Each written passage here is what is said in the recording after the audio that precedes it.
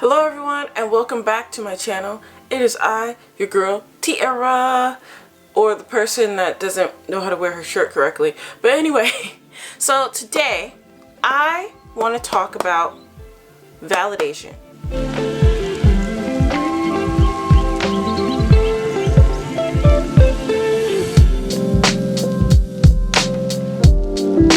I realized that whenever I learn something that is negative about myself, fixable, but negative about myself, I immediately want to work on it. I don't know how I'm gonna work on it. I don't have this power that's like, wow, boop, let's fix it. I don't have that like magical ability to fix that thing about myself. I have to be careful with that because I have to remind myself that I'm not perfect, that I'm gonna be flawed in character and everything like that. But if it's something that I can just work on continuously throughout my life, I will do it because I want to strive to be the best person or the best version of myself that I want to be. Whenever I have a problem, I realize that the first step for me is to at least acknowledge that it exists and talk about it, and that's what I'm going to do here today. It's really something that I recently discovered about myself. I had realized that I had become someone who cared about the opinions and the support of others, specifically the support. The opinions of others stopped mattering a long time ago, but the support of others really mattered to me. And usually, you know, they say, oh, the only person who needs to support you is yourself. You do need support from friends and from family, but you don't need support from every single person. And sometimes you will have days in your life where you don't have support from anybody. It's just you.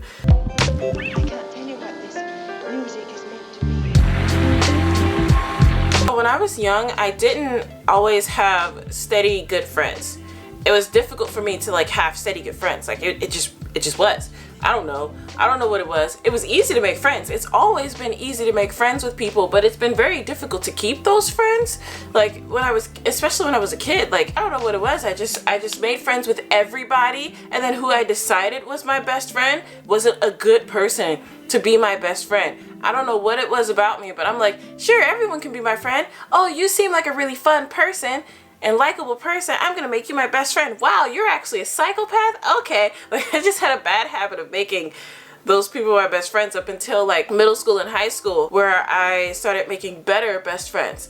Besides the point is that a lot of the friends that I had weren't very supportive friends. So I always felt like I had to prove myself and prove my worth to those specific friends. And then what made it worse was that my relationship with my mom is better now, but when I was a kid, I had a terrible relationship with my mom, in my opinion. I would always want to tell her the things that were going on in my life that were not good, because I dealt with a lot of bullying.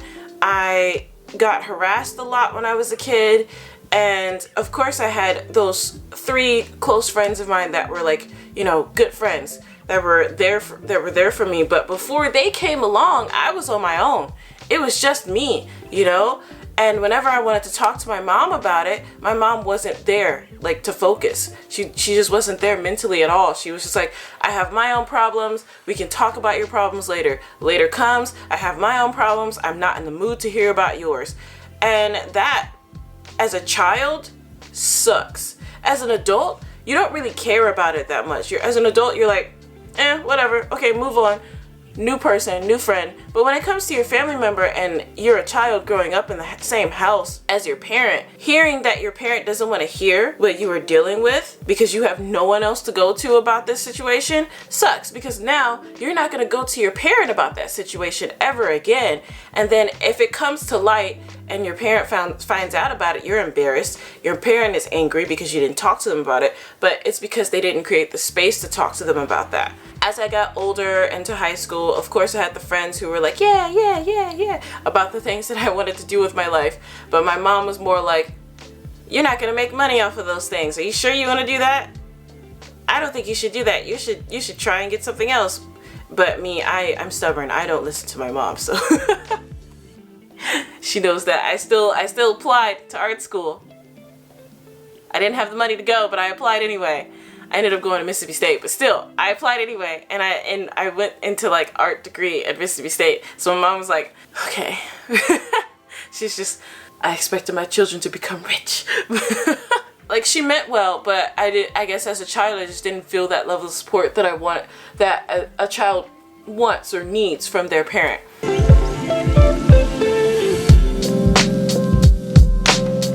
Then there was college. I had a lot of fun times in college, and I made some good friends, and I met some cool people, and of course I joined my sorority, and things were just fun. But then things were also really bad in college. I got into a terrible relationship. Like, we were not a good match. I made some really, really, really bad friends. And then also, some of the people that were, you know, just my friends at the time, their version of showing care and support for me was to try and change me. I was very insecure as a person at that time, so I let them try and change me. I was completely against it at the same time, but I was also like weak and insecure, and I was like, well, maybe they're right. So they would always tell me how I should do my hair, the fact that I should wear makeup, or I don't know, like how I should dress. Just, they would try and change me because in their opinion, in their mind, they were cultivating a better person. They were helping me become a better person. And like, no friend should try and change their friend. That is not what a friend is supposed to do. But I felt like to prove that I didn't need to be changed, that basically I just needed to prove my worth and prove who I was as a person so that they wouldn't try to change me. But the more I tried to prove myself to those persons and try to get their approval of who I was naturally, the more they tried to change who I was naturally. And that, I don't know, it kind of just messes with your mental health when you're sitting there trying to prove yourself to somebody and trying to become good enough for somebody, and they constantly decide, let's fix your hair, let's fix you as a person, how about you dress like this, how about you do that, and it kind of makes you just, you know. And I also chose bad relationships, and I'm trying to prove myself as worthy of being someone's girlfriend, and that's something that you shouldn't do. You shouldn't have to prove your worth to a significant other. But I'm gonna be honest with you, and that's what I'm doing in this whole video. I was that person who wanted to prove myself to everyone that I knew because I felt that I wasn't good enough because of how I grew up. And because of that, it carried over into my relationships. I picked people that I needed to prove myself to. That was kind of a challenge. And no, they weren't really a challenge. They just weren't a good match for me, and they didn't see me as worthy or good enough. And you don't want to be in a relationship with somebody who thinks of you that way. Don't do it.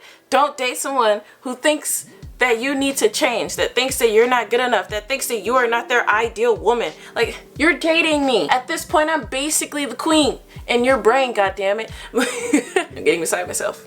I ended up like secretly doing the things that I wanted to do. I was open about it with some people, but I was very secretive about it with a lot of people. Like, a lot of my sorority sisters have no idea that, they had no idea until I moved to Korea, to be honest.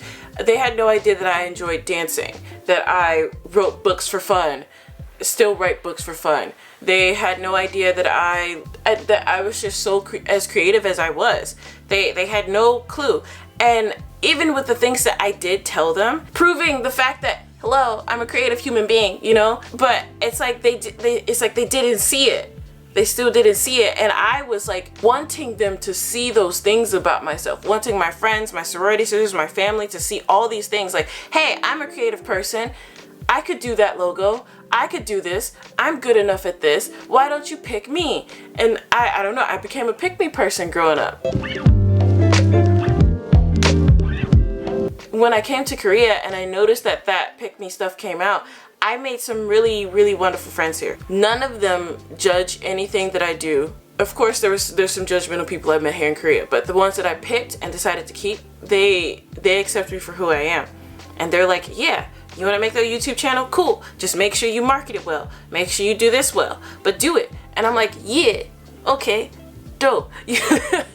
You know, I don't have to go pick me with them because they already see me for who I am and what I can do and what I'm capable of. I don't have to prove myself to those people. But I found myself still trying to prove myself to these people, that I didn't have to prove myself to these people.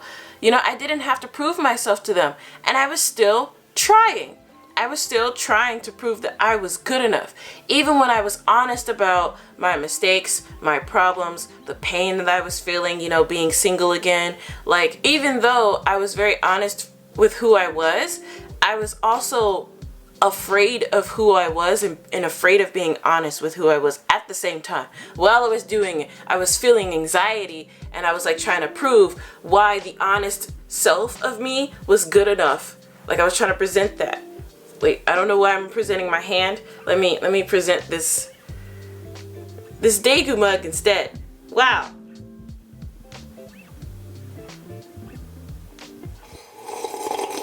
But yeah, you get my point. It carried over here into Korea when I didn't need to do it anymore.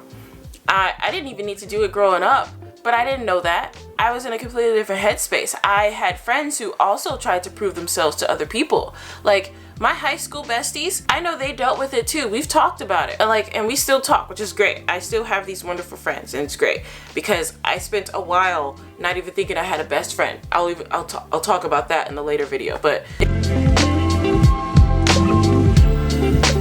How I planned to deal with this situation is basically 1, to talk about it. 2, to accept the fact that this is a part of me that has developed over time. 3, notice the reasons why these have developed, which is what I talked about here.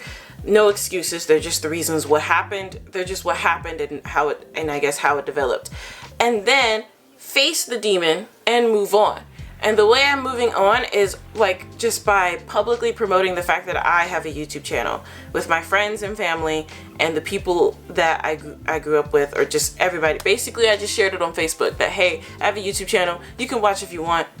You don't have to watch if you don't want to watch. I don't care. I will find the audience that is meant for me. I was afraid to put myself out there in the first place because I felt that I wasn't good enough.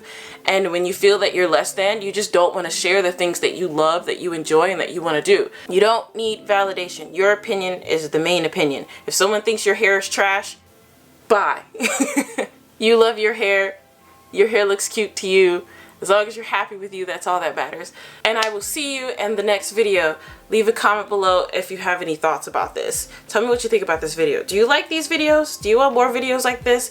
I'm liking these videos, but I also want to know if my audience likes them too. Anyway, see you next time. Bye.